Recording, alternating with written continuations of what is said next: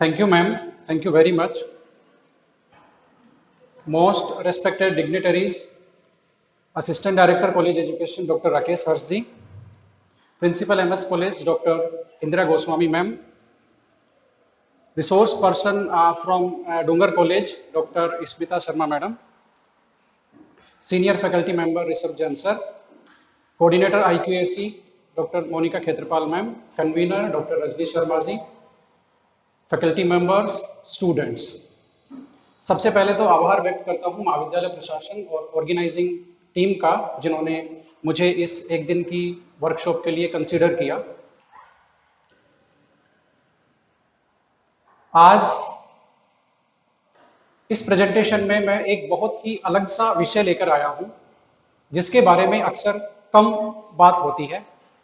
कोशिश करूंगा कि अपने आप को आपसे कनेक्ट कर पाऊं और आपको मेरी प्रेजेंटेशन में शामिल कर पाऊं। पहली स्लाइड आपके सामने है। इसमें एक इमेज है जो मेरी पीएचडी थीसिस का चैप्टर 1 पेज नंबर 16 से ली हुई है। ये इमेज आपको नहीं देखनी है। इमेज के नीचे कैप्शन में हाइलाइटेड पोर्शन है कैप्शन में, आपको वो पढ़ना है सिर्फ, और मैं भी उसको पढ़ता हूं। This figure is reprinted from reference 68 with kind permission of Springer Nature licence number so and so. यानी कि ये इमेज मैंने मेरी थीसिस में पब्लिश की है इस इमेज के पब्लिशर से परमिशन लेकर के, और जो पब्लिशर है स्प्रिंगर नेचर, उसने बाकायदा मेरे नाम का लाइसेंस जारी किया है। वो लाइसेंस है ये। तो इसमें लाइसेंस जारी करने से पहले मुझे इनका जो कॉपीराइट क्लियरेंस सेंटर था उसमें मैंने आवेदन किया। पहले मैंने जो ऑथर था पेपर का उस तक अप्रोच किया। उसने कहा ये मेरे हाथ में नहीं है, पब्लिशर को कांटेक्ट करो और उसके कॉपीराइट क्लियरेंस सेंटर का लिंक मैं भेज रहा हूं। मैंने उसमें आवेदन किया। इन्होंने मेरी पूरी डिटेल ली। गाइड का नाम क्या है, पीएचडी थीसिस का टाइटल क्या होगा, मैं कब पब्लिश करूंगा, कौन सा पार्ट पब्लिश करूंगा, इमेज पब्लिश करूंगा, कितने नंबर का इमेज है वो पेपर में, वो सारी डिटेल लेकर, कितनी कॉपीज में पब्लिश करूंगा, कॉमर्शियल है कि नॉन कॉमर्शियल है, सारी डिटेल लेने के बाद में, निश्चिंत होने के बाद में उन्होंने मुझे इसकी रीपब्लिश करने की परमिशन दी, है ना। तो मैंने ऐसा क्यों किया? जनरली लोग एक इमेज उठाते हैं कहीं से भी, किसी भी पेपर से, बुक से, गूगल से, कहीं से भी, और उसको पब्लिश कर देते हैं। मैंने ऐसा क्यों किया? इसका एक बहुत ही स्पष्ट रीजन है। यूजीसी का गैजेट नोटिफिकेशन है 2018 का, जो कंप्लीटली डेडिकेटेड है एकेडमिक इंटीग्रिटी को, यानी कि प्लेगरिज्म। प्लेजरिज्म पे ये जो रेगुलेशन है 2018, वो स्पेशल रेगुलेशन है, केवल प्लेजरिज्म पे बेस्ड है। और इसका टाइटल है promotion of academic integrity and prevention of plagiarism in higher academic institutions, regulation 2018। तो इस रेगुलेशन के आने के बाद में चीजें बहुत बदल गई हैं। पीएचडी थीसिस जमा होने का प्रोसेस बदल गया है, पेपर पब्लिश होने का प्रोसेस बदल गया है। तो ये नोटिफिकेशन क्या कहता है, इसके बारे में ही आज हम लोग बात करने वाले हैं। तो ये हमारा टॉपिक होने वाला है आज का, plagiarism a threat to academic integrity.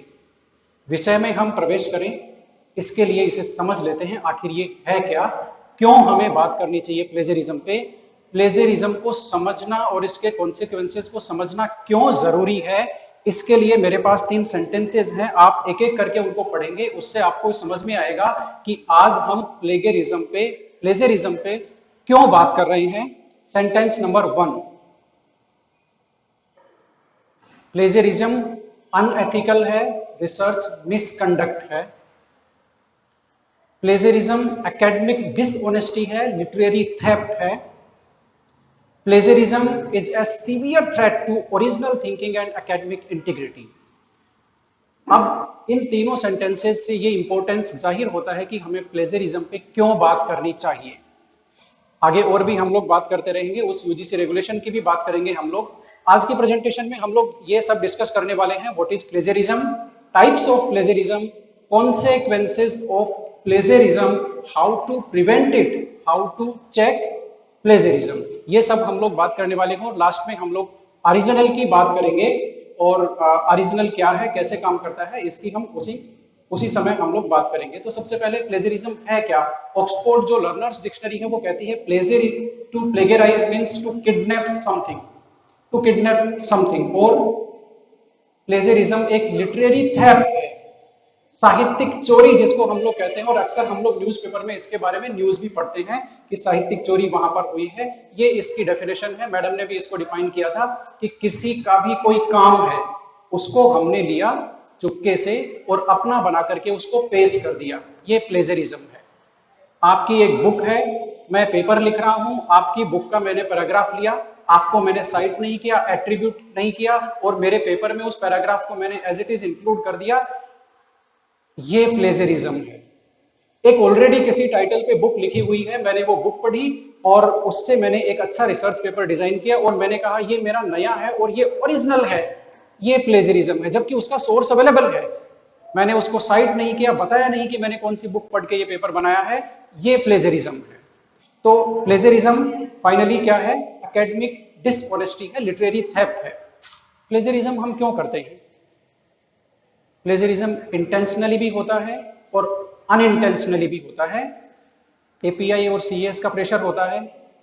2 साल पहले जिस तरह से प्रोफेसर्स के फॉर्म लगे थे, पब्लिकेशंस की बाढ़ सी आ गई थी, एपीआई का प्रेशर होता है।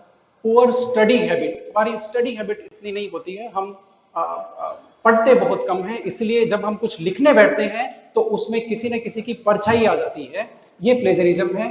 Cut and paste culture world का बेस्ट मैजिक है ये, कट कॉपी पेस्ट। एक मैजिशियन भी तो यही करता है ना, एक कोई भी आइटम को गायब करके कहीं और उसको रीअपियर कर देता है, हम भी वही कर रहे हैं, कट कर रहे हैं और पेस्ट कर रहे हैं। वर्ल्ड का बेस्ट मैजिक है ये, कॉपी कट पेस्ट। और कॉपी कट पेस्ट की तो हालत ये है कि हम, जो बच्चा हमारे पास आता है, चाहे वो पीजी में हो, रिसर्च में हो, उसमें बचपन से ही ये आदत लग जाती है। जैसे मेरे बच्चे भी हैं, वो असाइनमेंट्स करते हैं या आंसर्स लिखते हैं, वो गूगल से एज इट इज ले लेते हैं, टीचर भी उनको कहता है वाह बहुत अच्छा आंसर लेके आए हो। बच्चे को कोई नहीं टोक रहा है कि कॉपी नहीं करना है, पढ़ो सब जगह से, लेकिन लिखो वो जो तुमको समझ में आया हो। तो ये प्लेजरिज्म है, कट पेस्ट करना। केयरलेस एटीट्यूड, मुझे कौन पकड़ सकता है, मेरे तो 20 पेपर ऐसे ही हुए हैं और भी होते रहेंगे। केयरलेस एटीट्यूड, इंग्लिश एक इंटरनेशनल लैंग्वेज है, हमारा हाथ थोड़ा सा टाइट रहता है, इसलिए भी हम लोग कई बार दूसरे के वर्ड्स को, दूसरे के सेंटेंसेस को एज इट इज ऑन कर लेते हैं, ये प्लेजरिज्म है। Lack of awareness about plagiarism, ये सबसे बड़ा फैक्टर है। प्लेजरिज्म के बारे में अवेयरनेस नहीं है, रिसर्च सुपरवाइजर्स के बीच में, स्टूडेंट्स के बीच में, फैकल्टी मेंबर्स के बीच में प्लेजरिज्म के कॉन्सिक्वेंसेस की, इसको कैसे प्रिवेंट कर सकते हैं, क्या क्या इसके लिए मेजर्स ले सकते हैं, यूजीसी के प्रावधान क्या है, इनके बारे में अवेयरनेस पर बहुत कम बात होती है। और भी कई मेथड हैं, कई रीजन हैं। फास्ट राइटिंग मेथड, मुझे एक पेपर लिखना है, जल्दी से जमा कराना है, तो मैं क्या करूंगा, सेम तरह के टाइटल के 5 या 6 पेपर रखूंगा, टेबल पे रखूंगा, एक थोड़ा सा वहां से उठाए, थोड़ा सा वहां से उठाए, थोड़ा सा वहां से उठाए, कुछ मॉडिफाई किया, नया पेपर तैयार। ये फास्ट राइटिंग का मेथड बन गया है, ये प्लेजरिज्म है। Lack of strict academic discipline, strict academic discipline नहीं है, गाइड्स के बीच में और स्टूडेंट्स के बीच में अवेयरनेस नहीं है, प्रॉपर फैकल्टी मेंबर्स के बीच में स्ट्रिक्ट एकेडमिक डिसिप्लिन नहीं है। हमें पता भी होता है कि हमारा स्टूडेंट कॉपी कर रहा है, लेकिन बस ठीक है कोई बात नहीं, हम इग्नोर करते हैं उसको, स्ट्रिक्ट डिसिप्लिन नहीं है हमारे इंस्टीट्यूशंस में। लैक ऑफ रेफरेंसिंग स्किल, हमें प्रॉपर रेफरेंसिंग का तरीका कई बार नहीं आता है, गलत तरीके से पेपर को रेफरेंस करते हैं, इसकी वजह से भी हम लोग अनइंटेंशनली प्लेजरिज्म का केस कर बैठते हैं। लैक ऑफ राइटिंग स्किल, ये तो है ही है। टू शो ऑफ, पेपर का नंबर इंक्रीज करने के लिए, मेरे 10 हो गए, मेरे 50 हो गए, ये करने के लिए भी हम क्या करते हैं, प्लेगराइज करते हैं कंटेंट, टाइटल को चेंज करते हैं, अंदर वाला एक ही रखते हैं और नंबर ऑफ पेपर बढ़ता जाता है, और हमारा जो एक, हम उसको शो बोलते हैं कि हमारा, मेरा इतना पेपर हो गया, हम उसके शिकार हो जाते हैं। टाइप्स ऑफ प्लेजरिज्म, इसके बहुत सारे टाइप्स हैं, 4 मेजर टाइप आपके सामने हैं। डायरेक्ट प्लेजरिज्म, मैंने कहीं पे कोई पैराग्राफ देखा, कोई लाइन देखी, सेंटेंस देखा, कोटेशन देखा, टेबल देखी, इमेज देखा, ऐसे की ऐसे उठा लिया, मेरे पेपर में, मेरी बुक में, मेरे पब्लिकेशन में डाल दिया और उसमें एट्रीब्यूट नहीं किया, साइट नहीं किया, ये डायरेक्ट प्लेजरिज्म है। मोजेक प्लेजरिज्म, इसकी भी बात करेंगे। सेल्फ प्लेजरिज्म, टेक्स्ट रिसाइकलिंग, इसकी बात करेंगे।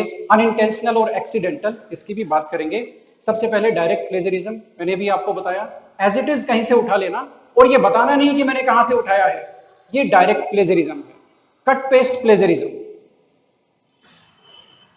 मोजेक और पैच प्लेजरिज्म, मोजेक प्लेजरिज्म क्या है? एक पैराग्राफ मैंने लिया, तो मैंने क्या किया, कुछ सिनोनियम चेंज कर दिया, कुछ वर्ब चेंज कर दी, एक दो एक्टिव वॉइस को पैसिव वॉइस में चेंज कर दिया, और कुछ टर्म्स मैंने चेंज कर दी, पैरेलल टर्म्स ले ली मैंने, और फिर एक नया पैराग्राफ डिजाइन कर दिया। एक्चुअल में वो मेरा नहीं है, वो तो किसी और का था, मैंने बस थोड़ी सी कॉस्मेटिक उसकी जो सर्जरी बोलते हैं ना, ऊपर ऊपर से मैंने वो किया उसको, और नया पैराग्राफ डिजाइन कर दिया।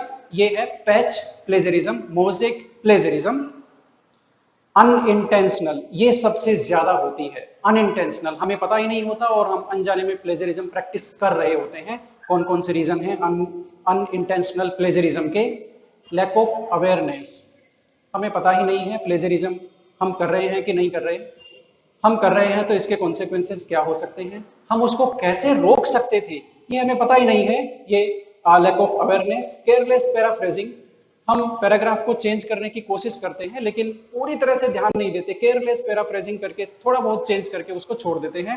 पुअर डॉक्यूमेंटेशन, हम कभी भी पब्लिकेशन की प्लानिंग करते हैं, उसके लिए हम किसी भी चीज को रेफर करते हैं, न्यूज़पेपर के आर्टिकल को रेफर करते हैं, टीवी की न्यूज को रेफर करते हैं, वेबसाइट पे कहीं कुछ लिखा हुआ है उसको रेफर करते हैं, किसी बुक में कोई पैराग्राफ है उसको रेफर करते हैं, रिसर्च पब्लिकेशन को रेफर करते हैं, उसका डॉक्यूमेंटेशन नहीं करते। हम ये उसको रिकॉर्ड नहीं करते कि मैं ये बात यहां से उठा रहा हूं, बस हमने देख लिया और वेबसाइट पढ़ ली, बस ठीक है। जब हम लिखने बैठेंगे तब हमें ये तो पता है कि ये बात उस वेबसाइट से है, लेकिन अब हमें ये नहीं पता कि वो वेबसाइट कौन सी थी। तो ये पुअर डॉक्यूमेंटेशन है। लैक ऑफ सब्जेक्ट नॉलेज, जब तक हमारा सब्जेक्ट नॉलेज अच्छा नहीं होगा तब तक ओरिजिनल राइटिंग, एकेडमिक राइटिंग उभर के आएगी नहीं। तो सब्जेक्ट नॉलेज आपका बहुत अच्छा होना चाहिए जिस सब्जेक्ट पे आप लिखने जा रहे हैं। लैक ऑफ प्रिपरेशन, हम जनरली पेपर लिखते हैं तो एक हैजल में लिखते हैं, जब जरूरत पड़ती है कि हाँ अब ड्यू होने वाला है नेक्स्ट इंक्रीमेंट, तो फटाफट 3 पेपर या 2 पेपर निकालने हैं, तो लैक ऑफ बिना प्रिपरेशन के हम लोग पेपर निकाल देते हैं। तो ये कुछ और रीजन है अनइंटेंशनल और एक्सीडेंटल प्लेजरिज्म के। सेल्फ प्लेजरिज्म, ये बड़ा इंटरेस्टिंग है। ये बड़ा इंटरेस्टिंग कैसे हुआ? 2018 में यूजीसी ने रेगुलेशन जारी कर दिया प्लेजरिज्म पे, पूरा रेगुलेशन था, पूरे नॉर्म्स हैं, पेनल्टीज भी हैं, सब है, लेकिन एक चीज नहीं रोक रही थी, सेल्फ प्लेजरिज्म। लोगों को अभी भी ये समझ में नहीं आ रहा था कि मेरा जो एक पेपर पब्लिश मैं कर चुका हूं उसके डेटा यदि मैं मेरे दूसरे ही पब्लिकेशन में लूं तो ये गलत है या नहीं है, ये समझ में नहीं आ रहा था लोगों को। यूजीसी को क्या करना पड़ा, समझाने के लिए अलग से पब्लिक नोटिस निकालना पड़ा अप्रैल 2020 में कि भाई ये जो कर रहे हो ना, अपनी ही किताब में से एक पेपर निकाल करके छपा रहे हो, अपने ही एक पेपर का ग्राफ, इमेज या फिर कोई पैराग्राफ है उसको एज इट इज दूसरे पेपर में ले रहे हो, ये भी प्लेजरिज्म है। ये यूजीसी ने पब्लिक नोटिस उसको जारी करना पड़ा और उसमें सेल्फ प्लेजरिज्म की ये डेफिनेशन बताई। इसमें क्या है, अपने ही किसी पब्लिकेशन से किसी भी पार्ट का रिप्रोडक्शन करना बिना पेपर को साइट किए, बिना बताए कि ये मेरे उस पेपर में भी ये डिटेल है, या फिर टेक्स्ट रिसाइकलिंग करना। टेक्स्ट रिसाइकलिंग का मतलब है, मान लेते हैं मैंने एक पेपर लिखा कि कोरोना काल का एमएस कॉलेज के शैक्षिक वातावरण पे क्या फर्क पड़ा, ये मैंने एक पेपर लिखा, ठीक है, पूरा पेपर लिखा, पब्लिश हो गया। फिर मैंने क्या किया, नंबर ऑफ पब्लिकेशन बढ़ाने के लिए दूसरा टाइटल तैयार किया, कोरोना काल एमएस कॉलेज में शैक्षिक वातावरण एक परिदृश्य, ये नया टाइटल हो गया, अंदर का मसाला मटेरियल सारा एक है। ये सेल्फ प्लेजरिज्म है, इसको बोलते हैं टेक्स्ट रिसाइकलिंग। आपका टेक्स्ट तो वही है, आप उसको बार बार अलग अलग चेहरा उसका बदल करके उसकी रिसाइकलिंग कर रहे हो, ये सेल्फ प्लेजरिज्म है। This is strictly prohibited as per the UGC public notice 20th April 2020। ये डेफिनेशन एज इट इज ली गई है उस नोटिफिकेशन से, तो आपको समझ में आ गया होगा सेल्फ प्लेजरिज्म क्या है। सेल्फ प्लेजरिज्म है रीपब्लिशिंग विदाउट फुल साइटेशन। आपने एक बड़ी स्टडी की, ठीक है, उसमें से छोटे छोटे पार्ट निकाल करके 10 पेपर और छपा दिए, ये सेल्फ प्लेजरिज्म है। आप कहेंगे वो तो मेरा ही था, तो वो पब्लिश होने के बाद आपका नहीं रहा, आपके पास उसका ओनरशिप है, लेकिन आप उसको यदि रीयूज करेंगे तो आपको इमेज की परमिशन लेनी पड़ेगी, आपको उसको प्रॉपर तरीके से साइट करना पड़ेगा, आप सेम चीज को दोबारा रिप्रोड्यूस नहीं कर सकते। तो ये सब सेल्फ प्लेजरिज्म है। अपने ही एक पेपर में कोई पैराग्राफ लिखा हुआ है, अब आप एक नया पेपर प्लान कर रहे हैं, आप सोच रहे हैं मैं कहां से लाऊं मटेरियल, आपने पुराने पेपर का एक अपने ही पुराने पेपर का एक पैराग्राफ उठाया, उसको रिफ्रेश कर दिया, रिफ्रेश करके उसको वापस पेश कर दिया, ये भी सेल्फ प्लेजरिज्म है। मतलब एक बार पब्लिश होने के बाद में आपको उस पेपर को वही सम्मान देना है जो आपको दूसरे के पेपर को देना है। यूजीसी ने एक और प्रावधान कर दिया कि आप सेल्फ प्लेजरिज्म कर लो, कितना भी कर लो, वो जो साइटेशंस हैं वो आपके एच इंडेक्स में इंक्लूड नहीं होंगे, ये उस पब्लिक नोटिस में लिखा हुआ है। सेल्फ साइटेशन जो है वो उसमें इंक्लूड नहीं होंगे। मैं मेरे ही पेपर को साइट कर रहा हूं, वो एच इंडेक्स में काउंट नहीं होगा। कॉन्सेक्वेंसेस ऑफ प्लेजरिज्म, जब तक हम ये नहीं जानेंगे तब तक प्लेजरिज्म का हमें इंपॉर्टेंस समझ में नहीं आएगा। ये बात एकदम सही है, यानी कि हमने प्लेजरिज्म प्रैक्टिस किया और गलती से हमारी कंप्लेंट हो गई या वो किसी लेवल पर चेकिंग में पकड़ा गया, तो हमारे साथ क्या क्या हो सकता है इसका हमें कम से कम अंदाजा तो होना ही चाहिए। मैं आपके सामने एक सवाल रख रहा हूं, एक इमेज भी है, उसमें लिखा हुआ है एशेम्ड, एम्बैरेस्ड, डिसग्रेस्ड, यानी कि ये तो आपको मिलने ही वाला है। आप प्लेजरिज्म में पकड़े गए, you will be ashamed, you will be embarrassed, you will be disgraced. ठीक है, अब एक सवाल है आपके सामने, इसका जवाब देना है आपको यस और नो में। ये सवाल क्या कहता है, is plagiarism only an ethical issue, whether it is only an ethical issue or something more than that, what is it, yes or no? Yes, it is, no, it is not only the ethical issue, it is more than that. Okay, yes, thank you sir. No, it's not. So what is that? It is more than that. It is violation of academic norms that may lead to penalty, disciplinary action against us. It may also lead to imprisonment or criminal punishment as per the law of, or as per the recommendation of your institution or UGC. So that's why we have to know, we must know what may be the consequences of plagiarism. इसके लिए मैं कुछ cases लाया हूँ। उससे पहले बात कर लेते हैं यूजीसी ने अपने रेगुलेशन में क्या कहा है। प्लेजरिज्म को कुछ स्टेजेस में डिवाइड कर दिया यूजीसी ने।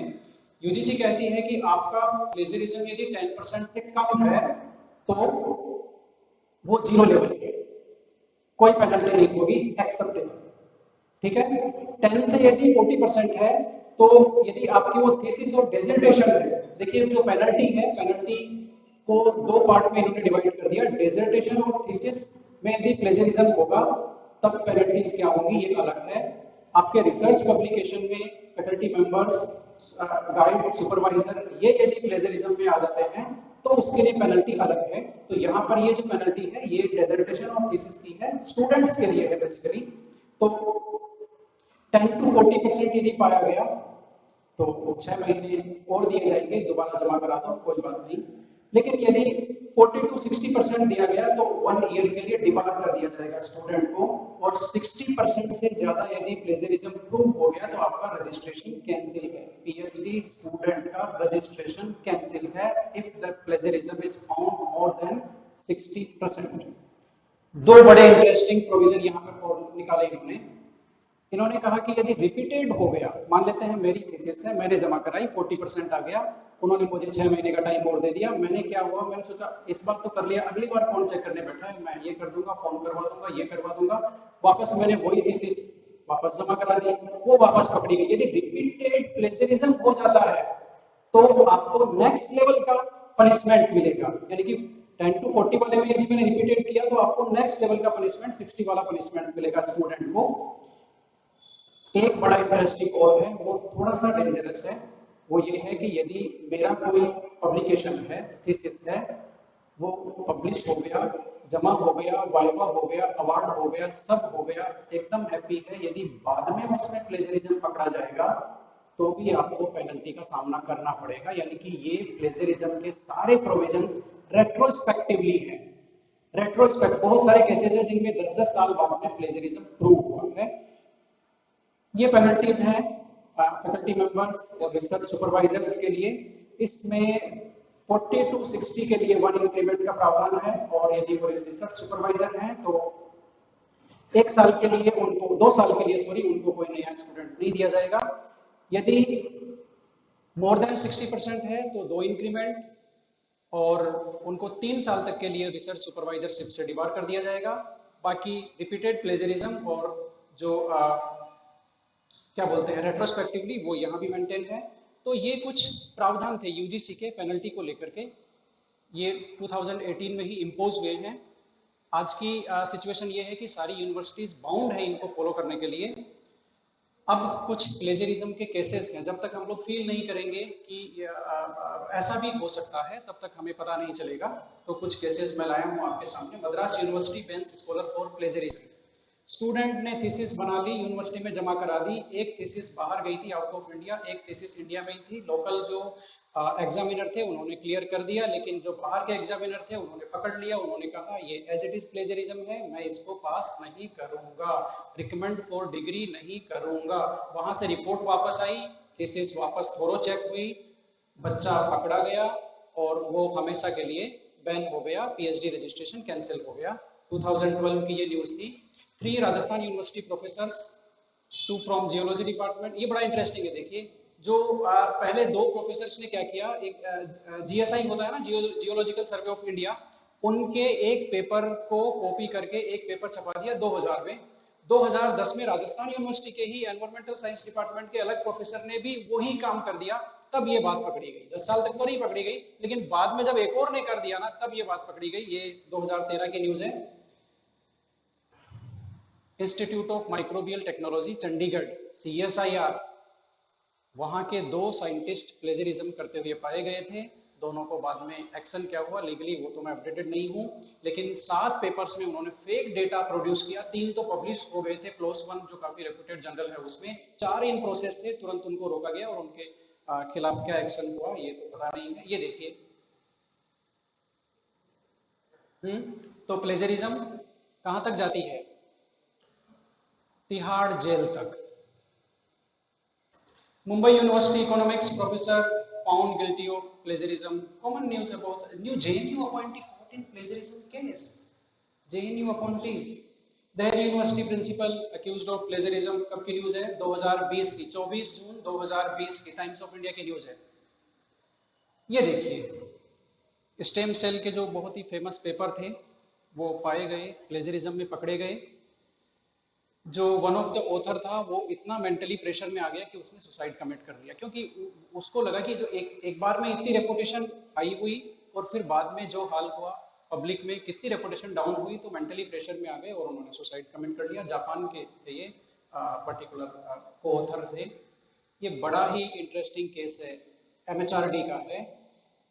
मैनेजमेंट डेवलपमेंट इंस्टीट्यूट ने एक एसोसिएट प्रोफेसर को सस्पेंड किया क्योंकि वो उनकी एक टीम में था, और जो सीक्रेट नोट था, एक सीक्रेट नोट था, एक्सपेंडिचर फाइनेंशियल कमेटी का एक सीक्रेट नोट था, उन्होंने उससे उनको रिव्यू करने के लिए दिया कि भाई आप एसोसिएट प्रोफेसर हो, इनसे इंस्टीट्यूट से जुड़े हुए हो, तो आप इसको रिव्यू करो। उन्होंने क्या किया, उसमें से कॉपी की, अपना कुछ तैयार किया और कॉपीराइट उस पर लगा दिया कि ये मेरा है।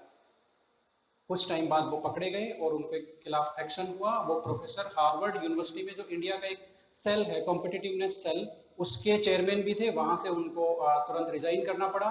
उनको हॉल ऑफ फेम अवार्ड मिला था हार्वर्ड यूनिवर्सिटी ने, वो भी उनसे ले लिया। तो ऐसे ऐसे कई सारे केसेस हैं। तो PhD guide found guilty for plagiarism. इनको ये कहाँ का केस है, ये है यूनिवर्सिटी ऑफ पुणे का कोई एफिलिएटेड कॉलेज है, वहां का केस है। 2 इंक्रीमेंट का इनको पेनल्टी मिला था, पनिशमेंट मिला था दोनों PhD गाइड्स को। RM आशलकर, ये बड़ा ही इंटरेस्टिंग केस है। ये मैं बताता हूँ ये कौन है, आपको पढ़ने में नहीं आ रहा होगा। Farmer CSIR director general. ये प्लेजरिज्म के केस में कब आ गए, ये एक जो पेटेंट देने के लिए एक टेक्निकल कमेटी होती है, उसके ये चेयरमैन थे।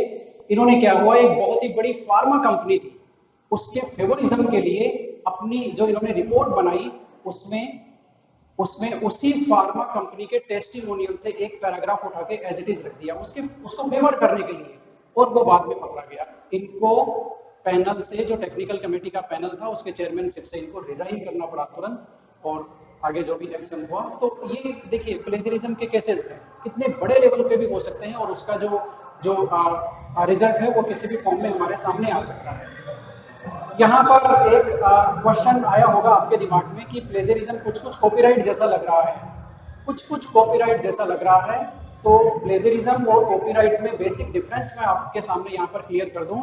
प्लेजरिज्म एकेडमिक नॉर्म्स का वायलेशन है, कॉपीराइट किसका वायलेशन है?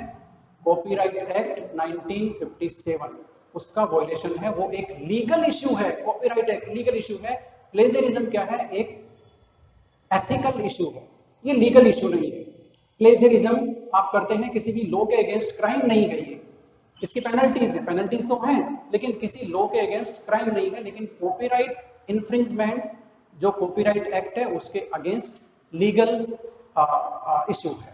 तो ये बेसिक डिफरेंस है प्लेजरिज्म में और आपके कॉपीराइट में। मान लेते हैं आपने एक बुक लिखी, मैंने क्या हुआ, उस बुक को पूरी की पूरी को ही दोबारा पब्लिश करा दिया किसी और स्टेट में, ये कॉपीराइट है। आपका जो कॉपीराइट एक्ट से जो प्रोटेक्टेड मटेरियल था उसको मैंने एज इट इज कहीं और पब्लिश करा दिया, ये कॉपीराइट एक्ट का वायलेशन है। लेकिन मैंने उस बुक में से एक पैराग्राफ या कोई कंक्लूजन या कोई इंट्रोडक्शन लेकर के एज इट इज मेरे किसी पेपर में मैंने इंक्लूड कर लिया, ये प्लेजरिज्म है। कई बार प्लेजरिज्म और कॉपीराइट एक साथ भी हो जाते हैं, यदि वो जो मटेरियल जिसको कोई भी जो प्रैक्टिस करने वाला है वो कॉपी कर रहा है और वो कॉपीराइट लॉ से भी प्रोटेक्टेड है, तब ये दोनों एक साथ हो सकते हैं। तो जब इतने ऐसे ऐसे पनिशमेंट हैं, ऐसे ऐसे केस हैं, हाई प्रोफाइल केस है प्लेजरिज्म के, तो हमें ये पता तो होना ही चाहिए कि हम इसको रोक कैसे सकते हैं। तो इसी की हम लोग बात करने वाले हैं। तो better safe than sorry. Yes, plagiarism करने के लिए आपको कुछ नहीं करना है, आपको सिर्फ एक चीज करनी है, आपको सिंपली जस्ट बी ऑनेस्ट। आपको ऑनेस्ट रहना है। ऑनेस्ट कहाँ रहना है? जो आपका नहीं है आपको उसे साइट करना है। जो मैंने इन्वेंट नहीं किया, जो मेरी ओरिजिनल थिंकिंग नहीं है, मैंने कहीं से टीवी की न्यूज देखी है, न्यूज़पेपर का आर्टिकल पढ़ा है, वेबसाइट से पढ़ा है, किसी बुक पढ़ी है, रिसर्च पेपर पढ़ा है, वो किसी और का है। यदि मैं उसमें से कुछ भी ले रहा हूँ, कुछ भी लिख रहा हूँ, आइडिया लिख रहा हूँ या उसमें से वर्ड्स एज इट इज ले रहा हूँ, मुझे उसको प्रॉपर तरीके से साइट करना होगा, प्रॉपर तरीके से रेफरेंसिंग करनी होगी। यानी कि मुझे मेरे पार्ट पे ऑनेस्ट रहना है। मुझे ये कभी नहीं कहना कि ये दूसरे का था और ये मेरा अब नया और ओरिजिनल है। इसके अलावा हमें इंटेलेक्चुअल प्रॉपर्टी राइट्स की समझ होनी चाहिए। हमें ये पता होना चाहिए कि दूसरे के इंटेलेक्चुअल प्रॉपर्टी राइट्स को किस तरह से सम्मान दिया जाता है और खुद के इंटेलेक्चुअल प्रॉपर्टी राइट्स को किस तरह से प्रोटेक्ट किया जाता है, ये हमें पता होना चाहिए। इसकी समझ हमें होगी तो हम सिंपली अपनी एकेडमिक राइटिंग में, चाहे हम कुछ भी लिख रहे हों, प्लेजरिज्म को अवॉइड कर पाएंगे। एक थंब रूल हमें बना लेना चाहिए, वो ये है कि हम कोई भी टेक्स्ट ए है वो यदि लिखते हैं और उसके लिए हमने टेक्स्ट बी यदि पढ़ा है तो हमें टेक्स्ट बी को हमेशा साइट करना पड़ेगा, उसको रेफरेंस देना ही पड़ेगा। यदि हमने नहीं दिया तो हम जो टेक्स्ट बी है उसका प्लेजरिज्म केस में शामिल हो जाएंगे। प्रिवेंशन स्ट्रेटेजीज हैं। आपको लिटरेचर सर्वे करते हैं तो ये ध्यान रखना होता है कि गुड क्वालिटी रिसर्च पेपर्स को ही हम लोग रेफर करें। हम लोग ऐसे किसी पेपर को रेफर करने से बचें जिसमें चांसेस हों कि वो एक रेपुटेड जर्नल का नहीं है, रेपुटेड पब्लिकेशन हाउस का नहीं है, उसमें प्लेजरिज्म होने के अपने आप में चांसेस हैं। कोई भी सोर्स आप रेफर करते हैं उसके आपके पास रिकॉर्ड होना चाहिए कि मैं क्या क्या सोर्स रेफर कर रहा हूं मेरे पब्लिकेशन के लिए, और वो सोर्स एक अरेंज्ड वे में होने चाहिए। जनरली हमारे पीसी में भी जो हम रिसर्च पेपर रेफर करते हैं, डाउनलोड करते हैं, वो भी हैज़ार्ड मैनर में होते हैं, कोई कहाँ होता है कोई कहाँ होता है। डाउनलोड करने के बाद में 1 महीने बाद में यदि हमें वही पेपर ढूंढना पड़े अपने पीसी में तो हम वो भी नहीं ढूंढ पाते कि वो पेपर कहाँ है जो मैंने उस दिन पढ़ा था। पीसी में कहीं ना कहीं तो है लेकिन अब कहाँ है। तो हमें एक प्रॉपर तरीके से डॉक्यूमेंटेशन और अरेंज करना आना चाहिए। इसके अलावा जब भी कोई वेबसाइट रेफर करते हैं, पढ़ते हैं, उसका यूआरएल हमेशा नोट कीजिए। आपको लगता है कि ये काम का हो सकता है ये पेज, उसको बुकमार्क कर लीजिए कम से कम, यदि कहीं उसको कॉपी करके पेस्ट नहीं करते हैं तो, ताकि आप बुकमार्क में जा सकें कि ये मैंने पढ़ा था, वापस उसको आप रेफर कर सकें। डीओआई किसी भी पेपर का है वो नोट कर लीजिए। आपको लगता है ये पेपर मेरे काम का है, उसका डीओआई डिजिटल ऑब्जेक्ट आइडेंटिफाई होता है हर रिसर्च पेपर का, वो आप नोट करके रखिए। यदि बुक रेफर कर रहे हैं तो उसकी कंप्लीट बिब्लियोग्राफिक इंफॉर्मेशन आपके पास होनी चाहिए। कौन से पेज से आप वो मटेरियल ले रहे हैं, वो कौन सा एडिशन है, राइटर क्या है, पब्लिकेशन क्या है, ईयर क्या है, प्लेस ऑफ पब्लिकेशन क्या है, सारी बिब्लियोग्राफिक इंफॉर्मेशन आपके पास होनी चाहिए। और यदि कोई वेबसाइट आप रेफर कर रहे हैं, ऑनलाइन कहीं से भी ले रहे हैं, तो आपको ये पता होना चाहिए कि उस वेबसाइट पे जो मटेरियल है वो कॉपीराइटेड है या फिर वो क्रिएटिव कॉमन्स में उसकी लाइसेंसिंग हो रखी है। क्रिएटिव कॉमन्स में यदि है तो आप वो बिना परमिशन लिए यूज ले सकते हैं, बशर्ते आपको साइट करना पड़ेगा। लेकिन यदि वो कॉपीराइटेड कंटेंट है तो you have to take permission from the original author. जैसे मैंने मेरी थीसिस में वो जो इमेज पब्लिश की है वो परमिशन लेकर के वो पब्लिश की है, ऐसे पब्लिश नहीं की। तो कॉपीराइटेड यदि है आपको परमिशन लेनी पड़ेगी, यदि कॉपीराइटेड नहीं है, क्रिएटिव कॉमन्स में उसकी लाइसेंसिंग है, तो आपको उसको प्रॉपर एट्रीब्यूट करना पड़ेगा, क्रेडिट उसको देना पड़ेगा, आप उसको यूज ले सकते हैं। टेक्स्ट प्लेजरिज्म जनरली हमसे रिलेवेंट यही है। एक इमेज प्लेजरिज्म होता है, उसकी बात हम लोग इस सेशन में नहीं कर पाएंगे, ये काफी लंबा हो जाता, इसलिए टेक्स्ट प्लेजरिज्म जो ज्यादा कंसर्न है हम उसकी बात करेंगे। कुछ अवॉइडिंग स्ट्रेटेजीज है। सबसे पहले डायरेक्ट कोट, यदि हम किसी रिसर्च पेपर से बुक से यदि दे रहे हैं, हमें पता होना चाहिए what is the correct manner of direct coating, direct verbatim का मैनर क्या है। पैराफ्रेजिंग में हमारा स्किल होना चाहिए। यदि हम ठीक तरह से पैराफ्रेजिंग नहीं करेंगे तो हम जो भी लिखेंगे वो पकड़ा जाएगा कि ये यहां से आया। हमें रेफरेंसिंग अच्छी तरह से आनी चाहिए, जिस भी जनरल में पेपर भेज रहे हैं वो, या जो जनरल रेफरेंसिंग स्टाइल है वो हमें आनी चाहिए, इसकी भी हम लोग बात करेंगे। पुअर रेफरेंसिंग जो आप करते हो वो प्लेगरिज्म को इनवाइट करती है। पुअर रेफरेंसिंग या फॉल्स रेफरेंसिंग करते हो, इसका मतलब है कि आपने जो इंफॉर्मेशन ली वो कहां से ली है, आप उसको छुपाना चाहते हो, आप बताना नहीं चाहते हो। कई बार आपने देखा भी होगा कि मैंने एक पेपर पढ़ा, फिर मैंने देखा कि ये कहां से, ये इसका एक ये पैराग्राफ कहां से है, मुझे पता चला ये 10 नंबर रेफरेंस से है। मैंने 10 नंबर रेफरेंस को कॉपी किया और गूगल में छाप दिया, मैंने सर्च कर दिया, वो एरर आ गया 404, यानी कि वो कोई ऐसा पेपर अवेलेबल ही नहीं है। इसका मतलब ये हुआ कि वो कहीं से तो लिया है लेकिन उन्होंने फॉल्स रेफरेंसिंग की है, वो छुपाना चाहते हैं कि मैंने कहां से लिया है। उन्होंने बता भी दिया और नहीं भी बताया। बात को आप समझ रहे हैं? तो ये काफी ज्यादा जरूरी है। डायरेक्ट कोटिंग में आपको क्या क्या ध्यान रखना है, देखिए। डायरेक्ट कोटिंग यानी कि मेरा एक पेपर है, आपको उसमें से एक paragraph as it is use लेना है। कैसे आप यूज लेंगे? या फिर एक बुक है, आप एक पेपर लिख रहे हैं या कोई भी एकेडमिक राइटिंग, उस बुक का आपको एक पैराग्राफ बहुत अच्छा लगा, आपको लगा कि ये तो मेरे पेपर में होना ही चाहिए, एज इट इज होना चाहिए, इसकी लैंग्वेज बहुत अच्छी है, इसका मीनिंग बहुत अच्छा चल रहा है, तो डायरेक्ट कोट करेंगे आप। डायरेक्ट कोट करने के कई सारे रूल हैं। एक तो आप कोटेशन मार्क यूज करेंगे, साइट करेंगे प्रॉपर, जो उसका ओरिजिनल सोर्स है, ऑथर है, उसको साइट करेंगे, ईयर और पेज नंबर मेंशन करेंगे आप उसमें। ये सारे डायरेक्ट कोटिंग के रूल हैं। और यदि आप कोई पोर्शन उस पैराग्राफ में, मान लेते हैं उस पैराग्राफ में आपको 2 लाइन नहीं कोट करनी है, तो 2 लाइन हटानी है, तो जो ओमिटेड पार्ट है उसकी जगह आप एलिप्सिस यूज करेंगे। जो 3 डॉट्स आप देख रहे हैं लास्ट इसमें पॉइंट में, एलिप्सिस, वो आप यूज करेंगे। यदि आप कोई ग्रामेटिकल एरर है उसको करेक्ट करना चाहते हैं या कोई एडिशनल फ्रेज आप वहां जोड़ना चाहते हैं तो आप स्क्वायर ब्रैकेट यूज करेंगे। इस तरह से ये प्लेजरिज्म को अवॉइड करने के तरीके हैं सारे, डायरेक्ट कोट को सही तरीके से परफॉर्म करने के तरीके हैं। इसमें एक चीज और है, यदि आपका पैराग्राफ अप्रोक्सीमेटली 40 वर्ड्स और 3 लाइन से ज्यादा का है तो आप इंडेंटेड टेक्स्ट मेथड भी यूज कर सकते हैं, यानी कि 5 स्पेस से इंडेंट लेकर के आप उसको डिफरेंट फॉन्ट यूज करके आप उसको बिना कोटेशन मार्क के प्रोड्यूस कर सकते हैं।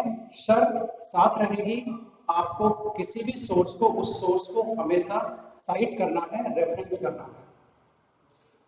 अब कुछ एग्जांपल है मेरे पास, कुछ पैराग्राफ हैं, हमें उनको डायरेक्ट कोट करना है। कैसे करेंगे बस ये देख रहे हैं। आपके सामने एक पैराग्राफ है, आपको नहीं पढ़ना है, मैं बता देता हूँ। रेड फॉन्ट में जो पार्ट है वो मुझे पसंद आ गया, रेड फॉन्ट में मुझे उसको एज इट इज लेना है। और जो स्टार्ट कहाँ से है, द से है। इसके पहले भी देखिए पैराग्राफ है, इसके पहले भी पैराग्राफ है। ओके, सोर्स दिया हुआ है उसका, लेफ्ट साइड में आपको, राइट साइड में सोर्स दिया हुआ है कि इसका सोर्स क्या है, कहाँ से ये आया है, कौन ऑथर है, पब्लिशर है, सारी इंफॉर्मेशन है। ये ओरिजिनल सोर्स का पैराग्राफ है। कैसे करेंगे, वर्जन 1 दिखाता हूँ। ये वर्जन 1 है, एक ऑथर ने ऐसा कर दिया। क्या ये सही है बताइए? क्या ये डायरेक्ट कोटिंग का मैनर सही है क्या? Is it correct?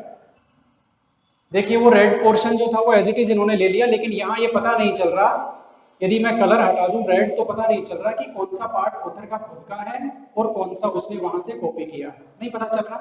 ऑथर ने रेफरेंस भी मेंशन नहीं किया, कोटेशन मार्क यूज नहीं किया, एलिप्सिस यूज नहीं किया। ये गलत तरीका है किसी भी सोर्स को डायरेक्ट कोट करने का। हमें ऐसे नहीं करना है। तो हमें कैसे करना है, हमें करना है वर्जन 2। इसमें आप देखिए ऑथर ने एज इट इज कोट किया, और जो फ्रिक जो ऑथर था, ओरिजिनल ऑथर, उसको साइट किया है, ईयर मेंशन किया है, बिलीव्स दैट। उसके बाद में देखिए बिलीव्स दैट के बाद में कोटेशन मार्क है, और उसके बाद में एलिप्सिस है। एलिप्सिस यानी कि पहले कुछ पोर्शन था वो मुझे नहीं करना है, ये इन कंटिन्यूएशन टू दैट है। और उसके बाद एज इट इज किया है, और लास्ट में पेज नंबर कि उस वो जो बुक थी उसके कौन से पेज से मैंने ये लाइन उठाई है, और बाद में प्रॉपर तरीके से रेफरेंसिंग भी इसने की है। ये सही तरीका है डायरेक्ट कोट करने का, किसी भी ओरिजिनल सोर्स को डायरेक्ट कोट करने का ये परफेक्ट तरीका है। एक हमारे पास मान लेते हैं ये है पैराग्राफ, इसको भी हमें कोट करना है। अब इसमें जो ब्लू फॉन्ट्स में दिख रहा है, बस मुझे वो ही पसंद आया है, वो ही मुझे अपने एकेडमिक राइटिंग में इंक्लूड करना है। उसको कैसे इंक्लूड करेंगे, जल्दी से हम लोग लेते हैं इसको। उसका तरीका ये है, इस बार मैंने वर्जन 1 में ही सही रख दिया, अननेसेसरी टाइम वेस्टेज नहीं होता, ठीक है। तो इसमें इंडेंटेड टेक्स्ट वाला जो मेथड है वो मैंने यूज किया है। आप देखिए कोटेशन मार्क मैंने यूज नहीं किया, इंडेंटेड टेक्स्ट, एक जो जो रेड वाला जो पोर्शन है वो as it is direct quoting है। ये जो ब्लू फॉन्ट्स में आपको यहाँ पर दिख रहा है उसकी डायरेक्ट कोटिंग मैंने की है। और ये टू एक्सप्लेन से स्टार्ट है, देखिए कहां से स्टार्ट है, टू एक्सप्लेन से इन्वेस्टिगेशन तक खत्म हो रहा है। उसके बाद में जो ब्लैक फॉन्ट्स है वो मैंने गायब कर दिए, वो मुझे नहीं चाहिए। यहाँ भी सिर्फ वैसा ही हो रहा है। टू से ऊपर देखिए ग्रेडलर राइटर दे दिया, ईयर दे दिया, थ्योरी सीख, टू एक्सप्लेन से स्टार्ट करके यहाँ देखिए जो जो पोर्शन गायब करना था ना उसकी जगह मैंने एलिप्सिस यूज लिया है, पेज नंबर मेंशन किया है, रेफरेंस दिया है। ये सही तरीका है। दिस इज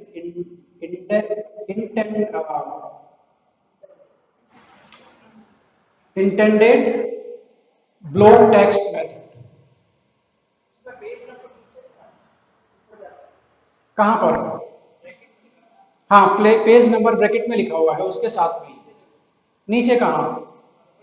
रेफरेंस देखिए, बेसिकली ये रेफरेंस आपको उसके जस्ट नीचे नहीं रखना है। ये तो मैंने जहां रेफरेंस, हाँ रेफरेंस लिस्ट से अब वो दिखा नहीं सकते ना, इसलिए एक ही जगह रखा हुआ है। सेकेंड मेथड है डायरेक्ट कोटिंग के बाद में पैराफ्रेजिंग। आप किस तरह से पैराफ्रेज करेंगे? पैराफ्रेज करना बहुत सिंपल सी बात है, इसका मीनिंग बहुत सिंपल है, करना में थोड़ा सा स्किल हमें चाहिएगा, प्रैक्टिस चाहिए होगी। पैराफ्रेज का मतलब है आपने कुछ भी पढ़ा, कहीं से भी कुछ सुना, आपको उसको अपने वर्ड्स में लिखना है। आपको सामने वाले के वर्ड्स कॉपी नहीं करने हैं। वर्ड्स आपके होंगे लेकिन आपने उसका सेंट्रल आइडिया चेंज नहीं किया। सेंट्रल आइडिया चेंज नहीं होना चाहिए, सेंट्रल आइडिया वो ही रहना चाहिए। वो है पैराफ्रेजिंग। तो पैराफ्रेजिंग के कुछ टूल्स हैं, किस तरह से कर सकते हैं देखिए। सेंटेंसेस का ऑर्डर, अच्छा ये टूल करने से पैराफ्रेजिंग नहीं होगी। पैराफ्रेजिंग तो मैंने बता दिया, वर्ड्स आपके होने चाहिए। ये कुछ टूल्स हैं जो आपकी हेल्प करते हैं, बस इनको परफॉर्म करने से पैराफ्रेजिंग पूरी नहीं हो जाती है। ये टूल्स हैं आपकी हेल्प करते हैं, ठीक है। सेंटेंसेस का आप ऑर्डर मेंशन कर सकते हो, स्ट्रक्चर सेंटेंस का है वो थोड़ा सा चेंज कर सकते हो, सिनोनियम कहीं कहीं यूज ले सकते हो डिफरेंट बताने के लिए। वर्ड की फॉर्म्स है वो अलग फॉर्म यूज कर सकते हो। एक्टिव वॉइस का, एक्टिव वॉइस पैसिव वॉइस का चेंज कर सकते हो। ये एक पैराफ्रेजिंग टूल्स है जो आपकी हेल्प करते हैं पैराफ्रेजिंग में। लास्ट और बहुत ही ज्यादा इंपॉर्टेंट है रेफरेंसिंग द सोर्स। आप कुछ भी करें जो आपका नहीं है, आपको उसको साइट करना है, उसको रेफरेंसिंग देनी ही देनी है। क्यों देनी है? रेफरेंसिंग ये बताती है कि आपका जो भी थॉट प्रोसेस है, आपका जो भी मटेरियल है, उसका ओरिजिनल सोर्स क्या है। यदि मैं वो इंफॉर्मेशन ट्रैक करना चाहूँ तो मैं वो कर पाऊँ। एज ए रीडर, रीडर को पता होना चाहिए कि ऑथर ने जो लिखा है उसको कहाँ से लिखा है, वो ओरिजिनल सोर्स को ट्रैक कर पाए। रेफरेंसिंग आप करते हैं, ये आपकी क्रेडिबिलिटी बताता है, ऑथेंटिसिटी बताता है कि जो आपने किया है वो जेन्युइन किया है। ये बताता है कि आपने कितना रिसर्च पहले किया है, कितना पढ़ा है उस टॉपिक को, रेफरेंसिंग ये बताती है। तो रेफरेंसिंग बहुत ज्यादा इंपॉर्टेंट है, और सबसे ज्यादा इंपॉर्टेंट है रेफरेंसिंग आपको प्लेजरिज्म से बचाती है। रेफरेंसिंग आपको प्लेजरिज्म से बचाती है। यदि प्रॉपर आपने क्रेडिट दे दिया, एट्रीब्यूट कर दिया, इसका मतलब आप अपने पार्ट पर ऑनेस्ट हैं, इसलिए हमें रेफरेंसिंग हमेशा करनी चाहिए। रेफरेंसिंग के लिए क्या जरूरी है? रेफरेंसिंग के लिए हमें जितनी भी रेफरेंस की स्टाइल से रेफरेंसिंग स्टाइल है, आपकी एमएलए हो गई, एपीए हो गई, आईट्रिपल हो गई, हार्वर्ड हो गई, ऑक्सफोर्ड हो गई, जितनी भी स्टाइल्स हैं, या जिस जर्नल में आप पेपर भेज रहे हैं उसकी कोई स्टाइल है, या आपके इंस्टीट्यूशन यूनिवर्सिटी की कोई स्टाइल है, वो आपको प्रॉपर तरीके से आनी चाहिए। प्रॉपर तरीके से आने का मतलब दो चीजों से है। एक तो आपको इन टेक्स्ट साइटेशन कैसे करना है उस स्टाइल में, वो आपको पता होना चाहिए। दूसरा, उस स्टाइल में रेफरेंस लिस्ट कैसे मैनेज करनी है, ये आपको पता होना चाहिए। दोनों चीजें आपको पता होना चाहिए। तो इनको आप कैसे कर सकते हैं? बहुत सिंपल है। रेफरेंसिंग टूल्स आते हैं, कौन कौन से हैं? जोटेरो है, मेंडले है, एंड नोट है, रेफवर्क्स है, और भी बहुत सारे हैं। कम से कम एक रेफरेंस टूल को हैंडल करना हमें आना ही चाहिए। ये हमारे काम को बहुत ही ज्यादा इजी कर देगा, इतना इजी कर देगा कि आप सोच भी नहीं सकते, इतना ज्यादा इजी कर देगा जोटेरो। मैंने भी पहले यही प्लानिंग की थी कि हम यहाँ जोटेरो की बात करेंगे, लेकिन फिर वो थोड़ा सा कुछ चेंज हुआ और मैं इधर आ गया प्लेजरिज्म पे। तो जोटेरो या मेंडले आपको हैंडल करना आना चाहिए। जोटेरो ओपन सोर्स है, आप डाउनलोड कर सकते हैं, यूज ले सकते हैं, है ना। इसको कैसे यूज करते हैं इसकी तो बात फिर कभी करेंगे, मौका मिलेगा तो। ये बात हो गई, हमने हमारी पूरी कोशिश की कि हम प्लेजरिज्म से बचे रहें, हम ऑनेस्ट रहें, लेकिन फिर भी हम पेपर भेज रहे हैं, थीसिस जमा करा रहे हैं। तो एक बार चेक करना तो बनता है कि हमारे कंटेंट में कितना प्लेजरिज्म आ रहा है। हाउ टू डिटेक्ट प्लेजरिज्म, कैसे डिटेक्ट करते हैं? ये देखिए, बहुत सारी वेबसाइट हैं, सॉफ्टवेयर्स हैं, अवेलेबल हैं ऑनलाइन। डुप्ली चेकर है, कॉपी लीक्स है, प्लेजरिज्म चेकर है, प्लेगियम है, प्लेग स्कैन है, प्लेग ट्रैकर है, वाइपर है, क्यू टेक्स्ट है, और प्री पोस्ट स्यो है, और भी कई सारे, बहुत सारे हैं। आप बस छाप दीजिए ऑनलाइन प्लेजरिज्म, गूगल में आ जाएंगे बहुत सारे। या फिर इनमें से एक को पकड़ लीजिए, डुप्ली चेकर को पकड़ लीजिए, कॉपी लीक्स को पकड़ लीजिए, प्लेजरिज्म चेकर, किसी को भी ले लीजिए। लेकिन ये सब, इनकी ये क्या है, ये सब फ्री वर्जन आप इनका यूज करोगे तो ये कुछ लिमिटेशन रखते हैं, जैसे 1000 वर्ड आप एक बार में कर पाएंगे, या आप एक दिन में कितना टेक्स्ट है वो अपलोड कर पाएंगे, लिमिटेशन है इनकी। यदि आप इनका सब्सक्रिप्शन ले लेते हैं तो हो सकता है ये आप जो लिमिटेशन है वो बढ़ा देंगे। ये तो ये बात हो गई। अब मुझे ये बताइए, इनमें से हमारी जो यूनिवर्सिटी है एमजीएस, वो कौन सा सॉफ्टवेयर फॉलो करती है? इनमें से वो है या नहीं है, बताइए, वो कौन सा सॉफ्टवेयर है? टर्निटिन यूज, टर्निटिन मेरे ख्याल से एमजीएस यूनिवर्सिटी में कभी यूज नहीं हुआ। ठीक है, टर्निटिन यूज करते थे, ठीक है, पहले टर्निटिन आया था, पहले टर्निटिन शुरू हुआ था, आपकी बात सही है, आई एग्री विद दैट। अब क्या है, अब क्या माहौल चल रहा है आजकल? हो तो रहा है ना, उरकुंड यूज हो रहा है, और उरकुंड भी थोड़ा सा पुराना हो गया, एक्चुअल में उसने नाम बदल दिया, और वो नया नाम है आपका ओरिजिनल। ये उरकुंड का ही नया नाम है। ओरिजिनल किसने दिया भाई? इनफ्लिबनेट शोध शुद्धि एक प्रोग्राम है यूजीसी का, इनफ्लिबनेट का, सेंट्रल गवर्नमेंट का। उनका ये कहना है कि कोई भी पब्लिकेशन हो वो पहले चेक होना चाहिए। आपके पास सॉफ्टवेयर नहीं है, नो टेंशन, हम देंगे। कौन सा दे दिया उन्होंने? ओरिजिनल, ओरिजिनल सॉफ्टवेयर दे दिया सारी यूनिवर्सिटीज को। आज की तारीख में राजस्थान में जितने भी सुपरवाइजर हैं सबका ओरिजिनल में अकाउंट बना हुआ है, चाहे उनको पता हो और चाहे नहीं हो। जितनी भी यूनिवर्सिटी है 88 इंस्टीट्यूशंस रजिस्टर्ड हैं, गवर्नमेंट यूनिवर्सिटी तो सारी हैं, सबके फैकल्टी मेंबर का अकाउंट बना हुआ है। अब बात आती है फैकल्टी मेंबर ऐसे की जो रिसर्च गाइड नहीं है, वो कैसे चेक करेगा? वो चेक करने के लिए जो एमजीएस यूनिवर्सिटीज के लाइब्रेरियन है उमेश जी, उनसे रिक्वेस्ट कर सकता है, या यहाँ से जो प्रिंसिपल एमएस कॉलेज है वो एक इनिशिएटिव लेकर के यूनिवर्सिटी के साथ जितने भी फैकल्टी मेंबर हैं जो बचे हुए हैं, जो रिसर्च गाइड नहीं है, उनका अकाउंट वो ओपन करवा सकते हैं। ये कोई बड़ी बात नहीं है। तो इस तरह से सभी लोग ओरिजिनल को यूज ले पाएंगे। ये एक प्लेगरिज्म डिटेक्शन सॉफ्टवेयर है और सितंबर 1 2019 से इनक्लिबनेट ने यूनिवर्सिटीज को दिया हुआ है। कैसे काम करता है ये, इससे चलते हैं सीधा इसकी वेबसाइट पर ही। ये आखिर करता क्या है, इंटरनेट कनेक्टेड है, मैंने लिखा ओरिजिनल, आ गया, ओरिजिनल की वेबसाइट आ गई, टेक्स्ट मैचिंग सॉल्यूशन है ओरिजिनल, आपको दिख रहा होगा मेरे ख्याल से। ये वेबसाइट आ गई, मुझे करना पड़ेगा लॉगिन, मेरा अकाउंट बना हुआ है। लॉगिन का कहाँ पर है, ऊपर बटन है, मैंने इसको प्रेस कर दिया, लॉगिन के लिए आ गए हैं ऑप्शन। ये एज ए यूजर होने के नाते मुझे log in to web inbox global में लॉगिन करना है। देखते हैं इसमें लॉगिन हो पाता है या नहीं।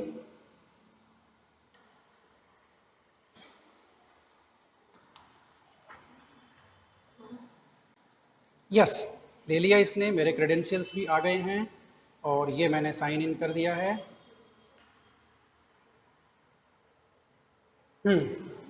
तो ये इसका इनबॉक्स आपके सामने है। एक डॉक्यूमेंट है, मैंने अभी अभी कुछ दिन पहले ही, मेरे एक मित्र थे, ये कब की है, नवंबर 19 नवंबर 2021, मेरे मित्र की मैंने थीसिस मेरे अकाउंट से चेक की थी। 8% प्लेजरिज्म आपको दिख रहा होगा उसको, 8% प्लेजरिज्म है। तो अब ये चेक किस तरह से करते हैं, काम किस तरह से करता है, इसके लिए हम क्रिएट अपलोड एक ले लेते हैं। अपलोड फाइल्स में जाएंगे, आपको दिख रहा होगा लेफ्ट साइड में, डेस्कटॉप पे मैंने कुछ रखा हुआ है आज को सैंपल के लिए। तो CH5, यस, ये मेरी थीसिस का चैप्टर 5 है और उसको मैं अपलोड कर रहा हूँ। ये एनालिस्ट का एड्रेस, मेरा जो ओरकुन का अकाउंट है वो, सब्जेक्ट हम यहाँ कुछ भी दे देते हैं, हमने लिखा MS कॉलेज वर्कशॉप, ये लीजिए, मैसेज कुछ भी डाल देते हैं, XYZ कर देते हैं, फाइल अपलोड, देखते हैं फाइल अपलोड हो तो रही है, यस।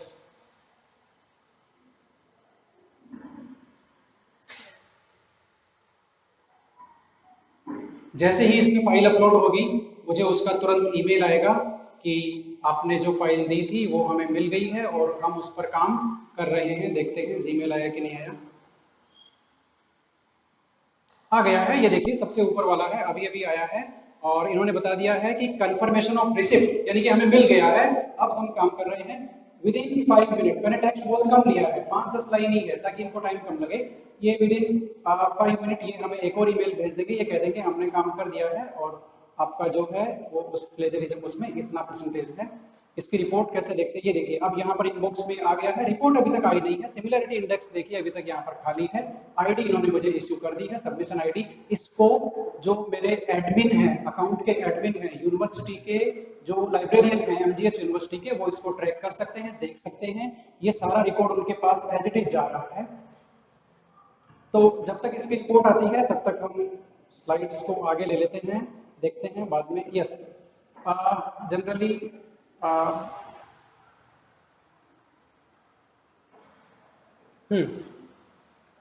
तो क्लास जनरली मैं क्लास में जब मैं लेता हूं तो लास्ट में जो कुछ भी मैं बताता हूं उसको बोलता हूं एसके वर्मा टिप, कि ये एसके वर्मा टिप है, यहाँ पर है वो चलते चलते।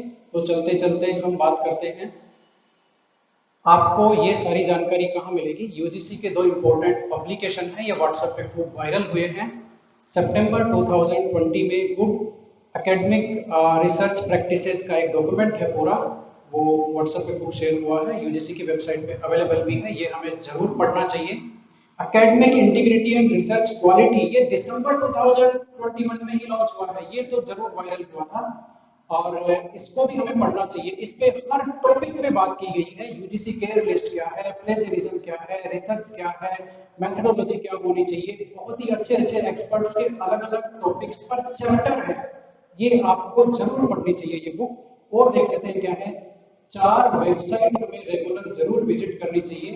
एक है शोध गंगा, जिसपे आपकी थीसिस अपलोड होती है, स्टूडेंट की थीसिस अपलोड होती है, कोई भी थीसिस जो पब्लिश होती है। ये क्यों हुआ इनिशिएटिव ये भी मैं आपको बताऊंगा।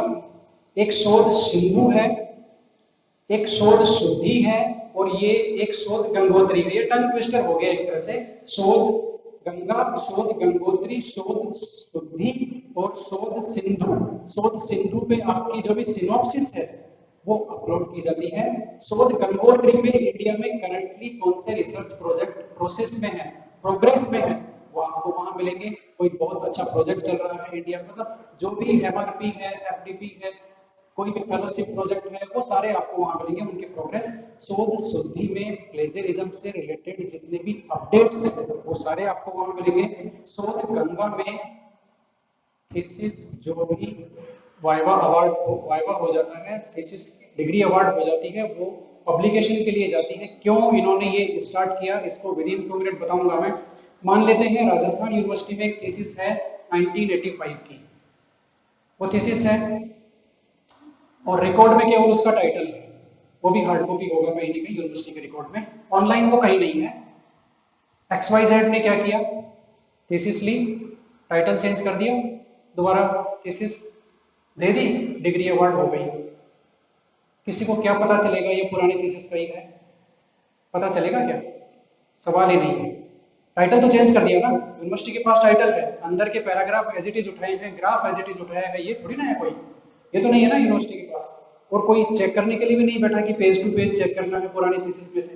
तो इन्होंने क्या किया, इन्होंने कहा हर थीसिस को पब्लिश करो, हर थीसिस को पब्लिश कर दो, एवरी लाइन पब्लिश कर दो, ताकि कोई भी कॉपी करे तो वो पकड़ा जाए। और जो भी पब्लिश हो रहा है इंडिया में, जो भी पब्लिश हो रहा है वो डेटा सारा ओरिजिनल के पास जा रहा है। यदि आप कुछ भी ओरिजिनल को देंगे तो ओरिजिनल बता देगा कि ये महाराष्ट्र की फलानी थीसिस का फलाना पैराग्राफ है, आपने कॉपी कर लिया है, सही कर लो। तो ये मेन मोटो है इनका, शोध गंगा पर थीसिस को पब्लिश करने का।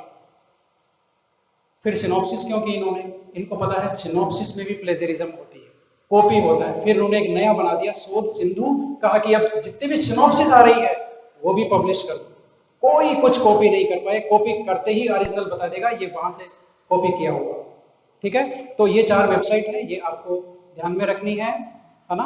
और ये कुछ पॉइंट्स हैं, आपको समझ में आ गया होगा कि हमें रेफरेंसिंग हमेशा करनी चाहिए, डायरेक्ट कोट और पैराफ्रेजिंग को हमेशा समझना चाहिए, और रेफरेंसिंग की स्टाइल एक हमें मतलब रेफरेंसिंग टूल का हमें प्रॉपर नॉलेज होना चाहिए।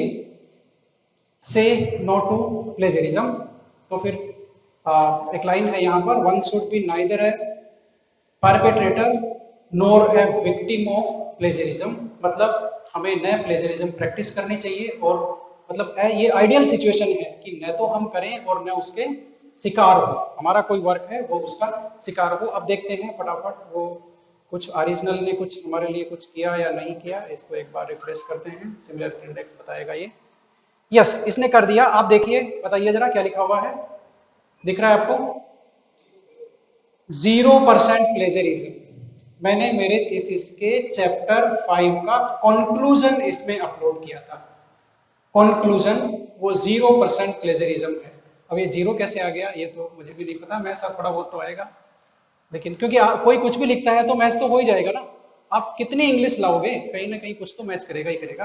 ठीक है, अब ये रिपोर्ट भी बताता है। अब इसमें यदि कुछ 1-2% आता तो हमारे लिए ज्यादा अच्छा रहता, क्योंकि हम इसकी जो रिपोर्ट पढ़ते ना वो हमें समझ में आती और हमें ये पता चलता कि इसकी रिपोर्ट के मीनिंग क्या है। अब इसने उसको बता ही दिया 0, तो अब इसकी रिपोर्ट का भी क्या है, व्यू द एंटायर डॉक्यूमेंट,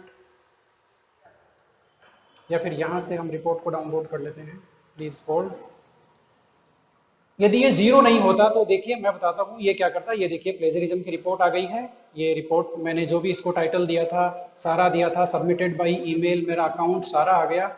और ये लीजिए एंटायर डॉक्यूमेंट के बारे में इन्होंने कमेंट, मैंने वही तो कहा आपको कि यदि 1-2% प्लेजरिज्म आता तो हमारे लिए ज्यादा अच्छा होता, हम ये बात कर पाते कि कौन सा टेक्स्ट किस सोर्स से लिया हुआ है, क्योंकि ये बाकायदा एकदम क्लियर करता है कि आपकी ये लाइन फलाना पब्लिशर के फलाने पेपर से मिलती है, सही कर लो, आपके ये वर्ड्स फलाने पेपर फलाने ऑथर के फलाने पेपर से मिलती है, ये दोनों बताता है, ये वर्ड्स है ये सही करना है, और ये मिलती कहाँ है वो भी बताता है कि वहां मिल, ऐसे नहीं बता रहा कि ये 3 वर्ड प्लेगराइज है, नहीं, ये बताता है ये कहां से है, ताकि आपको एकदम शांति हो कि हाँ ये सही बता रहा है।